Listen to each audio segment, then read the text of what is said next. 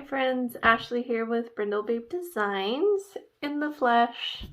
Trying to come on here and show my face a little more. So I am bringing you a new pattern today.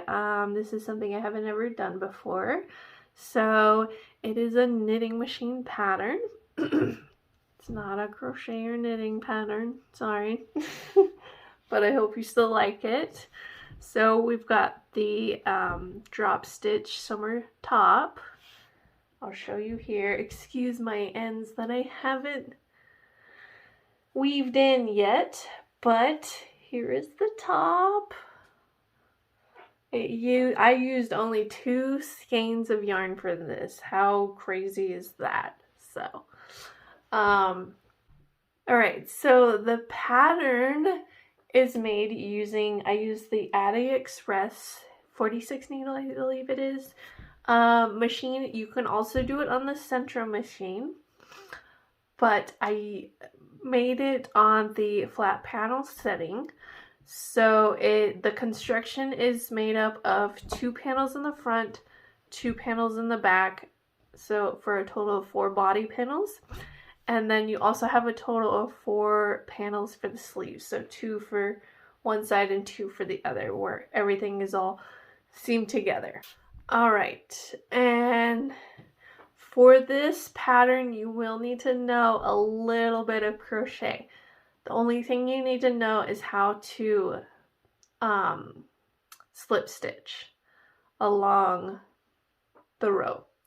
So that will finish off the top and bottom of each body panel, but we'll get into that later. The materials you're going to need is, you're going to need obviously your knitting machine. You will need it's important, an 8mm crochet hook. This is what we're going to use to seam, and we want something kind of large so that we have a loose seam. Excuse me. You will need a loom pick. And you'll need a tapestry needle, stitch markers, and then you're going to need something to catch your stitches. I would recommend either a knitting needle, you'll need actually 2, or what I did was I got a stitch saver and then I used a knitting needle because we're transferring our stitches between the two. Get into that later, but I think this is great because you can hold your stitches on here and not worry about anything dropping off. So if you do use knitting needles, don't use anything larger than like a 5 or a 5.5mm, just because of the size of the stitches when they come off the machine. All right. And the last thing, you're gonna need Yarn Bee Soft Secret. Sorry, that's like backwards in your view. Okay, you'll need Yarn Bee Soft Secret. I use the color Mushroom, and it's this really pretty goldeny color. This is a weight 4, and this has 300 yards. And in this video, I'm making the medium large size, and I used 2 full skeins for that. So for the smaller size, the extra small, you'll need 2 skeins, and then I would do 3 skeins for the extra large 2X. And you can get the all the stitch counts and all the instructions for the other sizes on my blog post. I will link it below so that you can follow that for your different sizes. And this pattern is really adaptable to your size, so we'll get into that a little later. Another alternative to Yarn Bee would be Caron Simply Soft, although it is gonna because I did a gauge for this pattern, you may not meet the gauge with Caron Simply Soft, which a few stitches above or below is not a big deal, because once we drop our stitches, it's gonna add a whole lot more it's gonna be a lot looser, like once you do your drop stitches. So Caron Simply Soft I think is a good alternative, but it will be a little more dense than Yarn Bee. I liked Yarn Bee because it was a lot more open and a little more lacy, just because it's a little bit smaller strands. So a little bit more about the construction. I know that with knitting machines you can't really do a gauge to go off of, because you know, with any crochet or knitting pattern, let's say you used a 4.5 millimeter hook and you didn't meet the gauge. All you would have to do is change to a different size to meet that gauge. And in order to follow the pattern really precisely. With this, although I give a gauge for just a standard flat panel before we've done any drop stitches. This is really just a foundation and like a jumping off spot, just so you're kind of within range of the sizes, because I do give you sizes. So although once you drop your stitches, it's going to add a lot more volume to your top. So so the gauge is really just a jumping off point. If you're significantly out of gauge, then I would recommend doing a different size or adding or removing stitches. Because like, unlike with, you know, regular crochet or knitting pattern, all you have to do is change your hook to meet the gauge. But with knitting machine pattern, it's more about your tension, and it's related to that because we obviously can't change the size needles on our knitting machine. So for this, I did pretty loose tension, like I'm only really holding the yarn and as like a guide as I'm working my panels.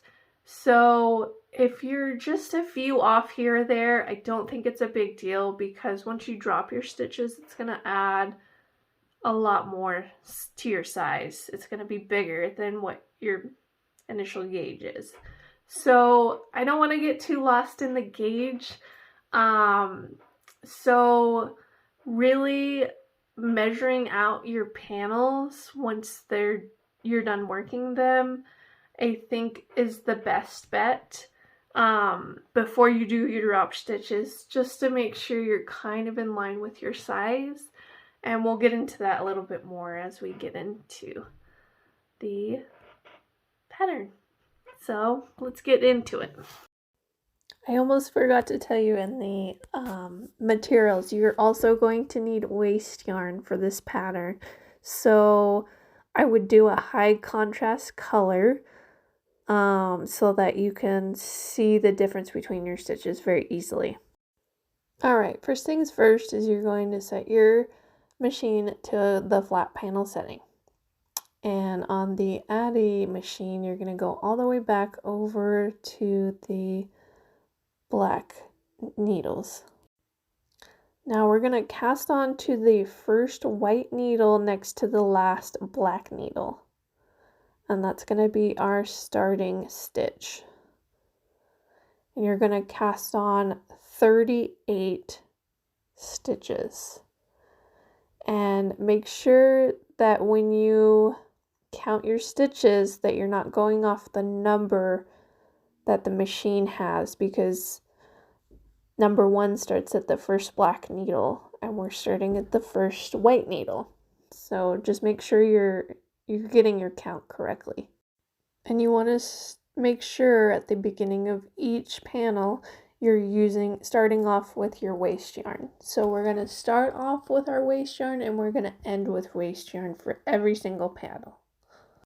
And here I'm just counting each needle to make sure I have the correct number, because I have a lot of trouble seeing the actual numbers on the machine, so I just Just to make sure, I just go ahead and count them. Okay, now we've got our 38 stitches, and this is our last stitch here, and it's a behind when you go in front, behind to cast on. Now, it's important to note that when you're doing flat panel, this red peg next to your last white needle, that your yarn is going underneath that and it's being caught by the peg. You're going to feed your yarn into the carriage and you're going to go back slowly back down the row. Now I wanted to go through the steps of how to make a flat panel first for this. That way once you complete your first flat panel, you can get your gauge off of it and see where you're at.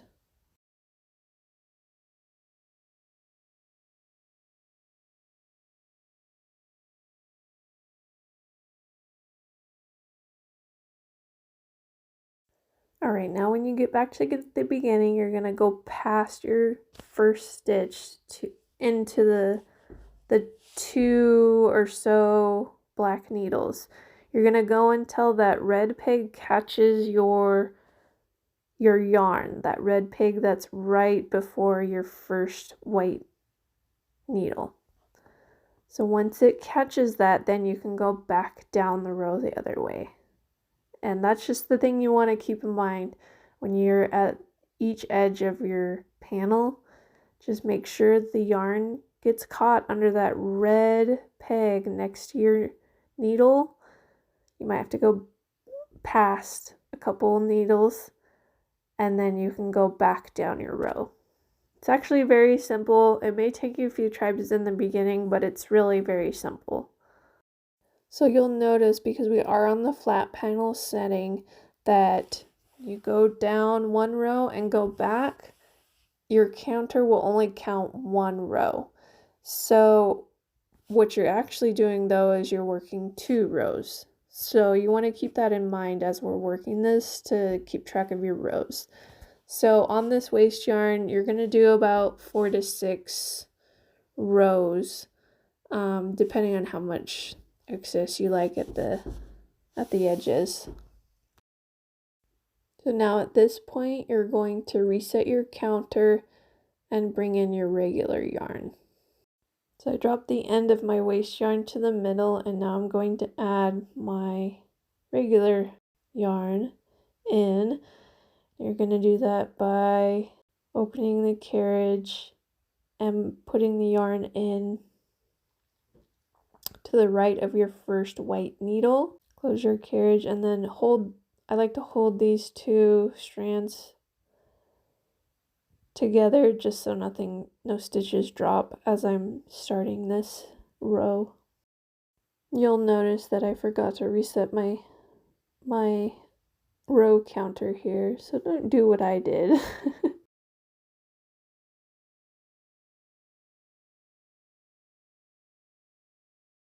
I want to show you kind of how I do my tension with this knitting machine.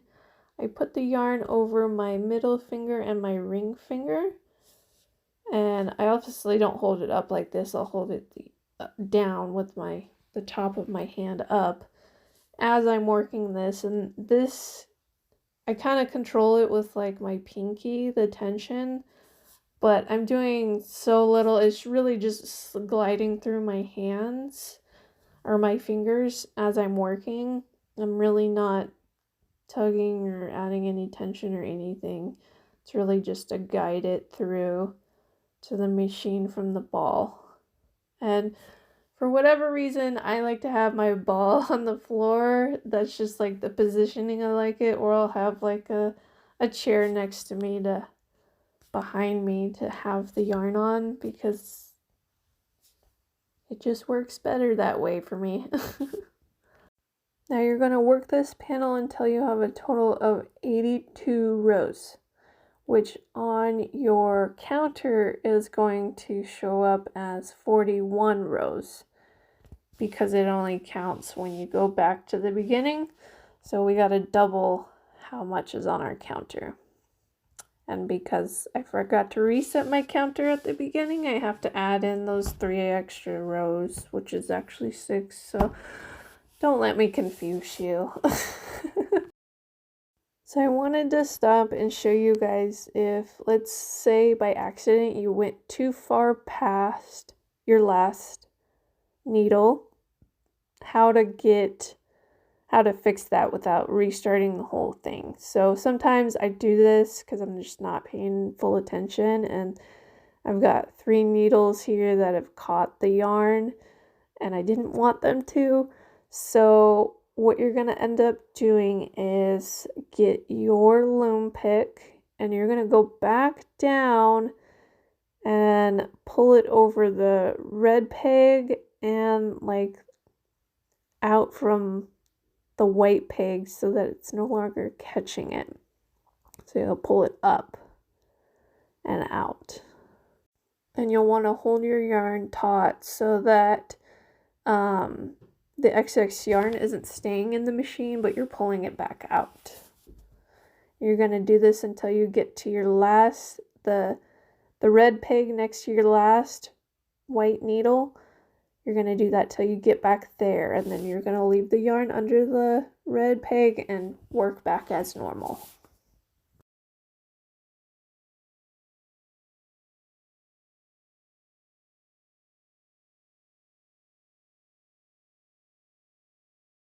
Okay, now we finished the total number of rows we need. Now we're going to cut a tail and put it in the middle, and you're gonna grab your waste yarn again, and we're going to finish off the top of our panel with waste yarn.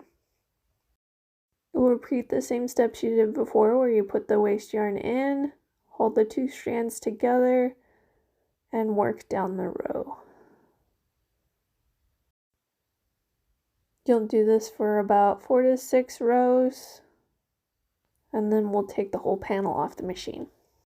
Okay, now it's very important before you pull your panel off of your machine to take a stitch marker and mark the bottom of your panel. It's really important that we know what the bottom from the top is. So just do it towards the bottom of this row here. Alright, now you're going to drop your waste yarn in the middle, and we're just going to go down each row until our stitches all just come off. You'll repeat these same steps for all 4 body panels. And there you have your first flat panel. I like to stretch it out a bit. Okay, now for the sleeves. You're going to work the sleeve panels the exact same way as your body panels. The only difference is the amount of stitches and the amount of rows. So you're going to cast on a total of 30 stitches, and then you're going to work a total of 54 rows, which on your counter is going to be 27 rows, because that's the total amount divided by 2. All other steps are the same. You're going to start with your waste yarn, and then once you do a few rows, you're going to switch over to your main color and work the total number of rows you need to work. Make sure you reset your counter once you change over to your main color, and then change back over to your waste yarn to finish off. And make sure that you are using your stitch marker to indicate the bottom of each panel. And go ahead and make a total of 4 of these panels for your sleeves. At this point, you can now check your gauge, and you should be at or around 14 stitches by 18 rows, or measure out your panel. And I would recommend, if you're going to measure your panel, that you pin down the sides onto like a blocking mat. So each panel should reach 10 inches for the medium large size, and that's for the width.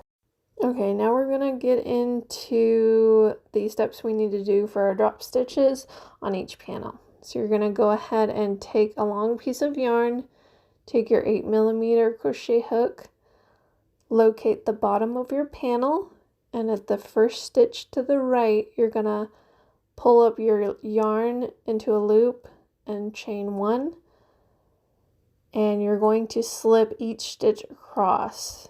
Now you're going to keep your waste yarn so that you can locate each of these stitches. It's actually very simple for them to find them.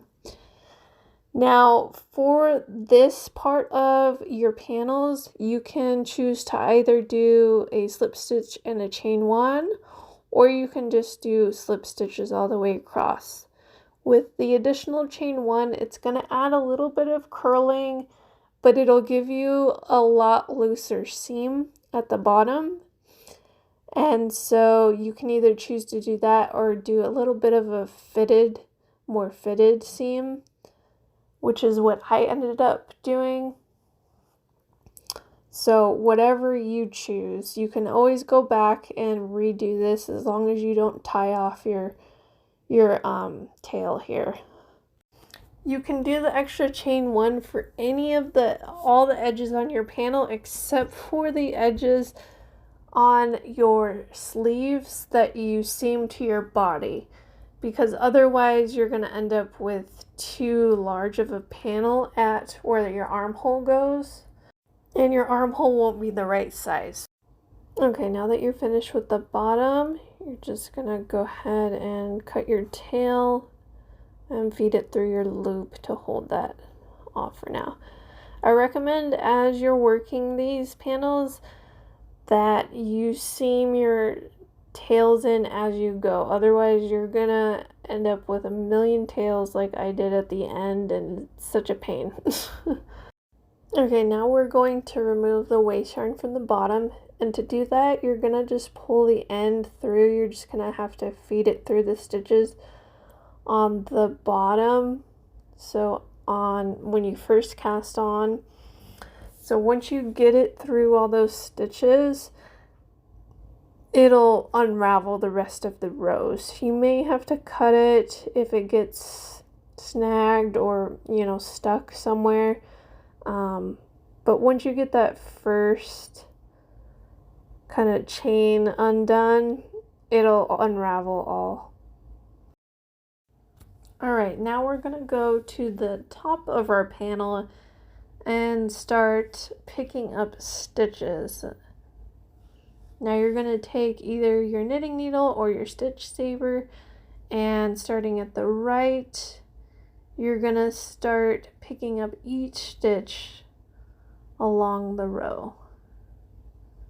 And you do this before you remove any of the waste yarn, because you're less likely to drop stitches here. Once you're finished picking up all your stitches, you're just going to go ahead and remove all the waste yarn. Okay, now we're going to do our drop stitches. So I'm going to take my knitting needle and I'm going to transfer my stitches. So I'm going to transfer a total of 6 stitches to my knitting needle, and on the 7th stitch I'm just going to drop it. And you're just going to go ahead and repeat that till you get to the end. So you're going to transfer 6 stitches, drop the 7th stitch. Once you get to the end, you should be left with 3 stitches after your last dropped stitch. Okay, now that you've finished your drop stitches, what I like to do is transfer my stitches back over to my stitch saver, just because I'm less likely to drop any more stitches that I didn't want to drop in the first place. So go ahead and transfer them back over, and then we'll go on to the next step. Okay, now at this point, if you wanted to, you can start loosening up those drop stitches so that it goes all the way down to the bottom.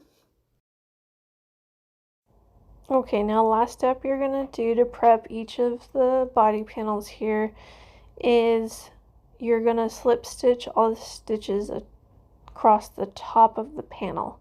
So you're gonna pick up a stitch, chain one. I always like to chain one at the beginning, and then it might be a little difficult to pick up these stitches. You'll have to like pull them up as you're working, but go ahead and slip stitch across the entire row. Once you're done here, this is gonna complete all the steps you need to do for your panels. That includes all 8 panels, including your sleeve panels as well. So you're gonna do the same steps to the bottom, where you just slip stitch each stitch across, remove your waste yarn, and then at the top of the panel, you're going to pick up all your stitches, then you're going to work your drop stitches and transfer your stitches back over, and then start working your slip stitches across for there. Here's what your finished panels should look like. Alright, now that you've finished your body panels, we are going to line up the two. I like to make sure that the bottom of each of my body panels are lining up, so the bottom is on both sides. So make sure that you're not taking off your stitch marker yet. And you're just going to go ahead and seam up down the middle both of your body panels. I pick up about 2 bars and do like a ladder stitch. I would not recommend doing a slip stitch down the middle. It makes too big of a seam. Alright, now that you have finished seaming your front panels and back panels together, we're going to line them up at the top and start seaming along the top of the shoulder. So I worked my seam from the outside edge in, and I worked until I reached the 3rd drop stitch from the outside edge in, and then I left the rest as the opening, and I did that on both sides. So you'll want to definitely try this on as you're working this, just to make sure that your the hole for your neck or your head is not too large but not too small. Now we have our body panel stitched together here at the top of the shoulder. We're going to now move on to seaming our sleeves to the body panel. What you're going to do is line up the seam of your sleeve to the seam of your 2 body panels. Now I'll usually put a stitch marker here just to keep my place. And what I like to do is I like to seam from the middle outward. So I'll seam from the middle to the left, and I'll seam to the middle to the right. That way I'm getting the most even on my sleeve seam and where my armhole is. Okay, once you've finished your seaming your sleeve to your body panel, we're going to then, wrong side out, you're going to fold your sleeve and start seaming along the bottom of the sleeve here. Now your very last step to finish all your seaming off, you're just going to seam down the sides of your body, and that'll finish up everything you need for this pattern. Thanks so much for following along this pattern. I hope you enjoyed it, and I hope you subscribe and like this video and turn on those notifications to keep seeing more videos from me. I plan on doing a lot more knitting machine patterns, so be sure to stay tuned for all those, in addition to all of my crochet and knitting patterns.